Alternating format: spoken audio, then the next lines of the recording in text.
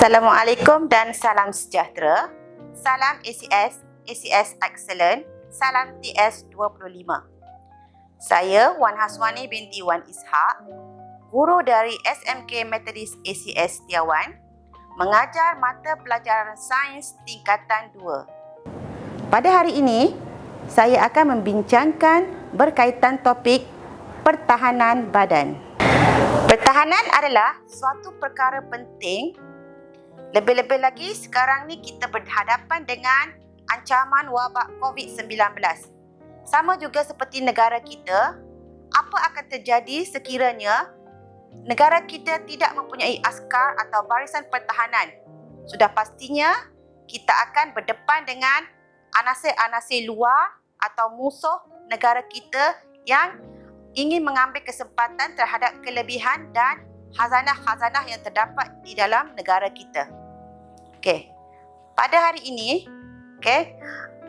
kita pertama kali kita akan mempelajari beberapa istilah yang terdapat di dalam tajuk ini, iaitu patogen, keimunan, antibody, antigen, imunisasi dan vaksin.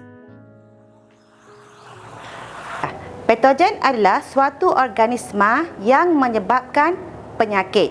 Apa akan berlaku sekiranya patogen memasuki badan kita? Di luar sana terdapat berjuta-juta patogen. Tetapi bagaimana kita tetap kekal sihat? Di sini kita patut berterima kasih kepada sistem pertahanan badan kita. Di sini adalah contoh pertahanan badan yang terlibat dalam sistem badan kita, yang terdiri daripada barisan pertahanan pertama, barisan pertahanan kedua dan barisan pertahanan ketiga. Barisan pertahanan pertama serta barisan pertahanan kedua digolongkan ke dalam mekanisme pertahanan badan yang tidak spesifik. Kenapa dikatakan tidak spesifik? Kerana barisan sistem ini akan memusnahkan semua jenis patogen, tidak mengira jenis bentuk dan sebagainya. Kita tengok kepada barisan pertahanan badan yang pertama, iaitu kulit. Kulit adalah lapisan paling luar badan kita yang sukar ditembusi oleh mikroorganisma. Kulit akan mengeluarkan peluh dan sebum. Di dalam peluh dan sebum mengandungi enzim yang akan memusnahkan mikroorganisma yang berada di permukaan kulit kita. Kemudian, selain kulit, kita dapat juga membran mukus. Membran mukus adalah satu membran yang terdapat di lapisan pernafasan, saluran pernafasan dan saluran pencernaan kita. Sebagai contoh, saya ambil contoh mikroorganisma yang memasuki hidung akan ditapis oleh bulu hidung. Kemudian mikroorganisma tadi akan diperangkap oleh lapisan mukus.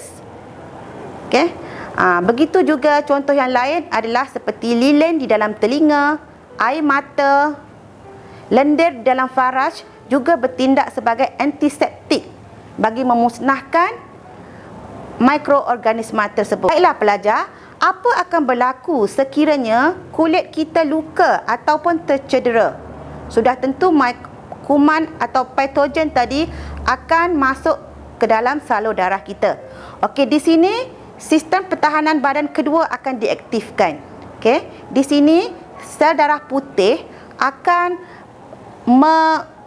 menjalankan tugasnya, iaitu memakan, menelan dan mencernakan patogen tadi secara fagositosis. Seterusnya, apa akan berlaku jika barisan pertahanan kedua gagal?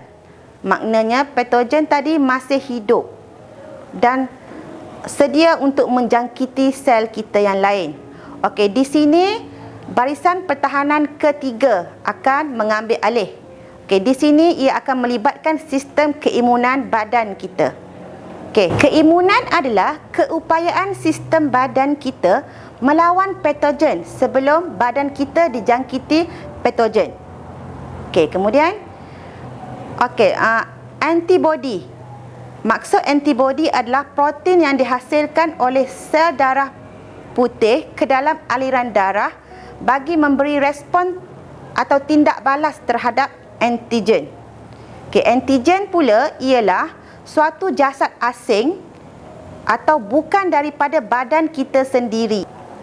Dia boleh didapati sama ada pada patogen, molekul toksin ataupun sel darah bukan daripada kumpulan darah sendiri. Di sini antibody akan melawan antigen dengan cara menggumpalkan antigen tadi. Okey, dia melekat pada antigen dan menggumpalkan antigen tadi supaya antigen tadi tidak dapat menyerang sel-sel badan yang lain. Dan selepas digumpalkan, ia akan dicernakan secara fagositosis semula. Okey, sebagai penutup untuk bab ini, marilah kita sama-sama menjaga sistem keimunan badan kita, okey, dengan mengamalkan gaya hidup sihat dan meninggalkan amalan yang boleh melemahkan keimunan badan kita. Kerana badan yang sihat berupaya melahirkan otak yang cerdas dan badan yang cergas. Jangan lupa like, share dan subscribe channel ACS Setiawan. Kita berjumpa lagi di lain rancangan. Sekian, terima kasih. Bye.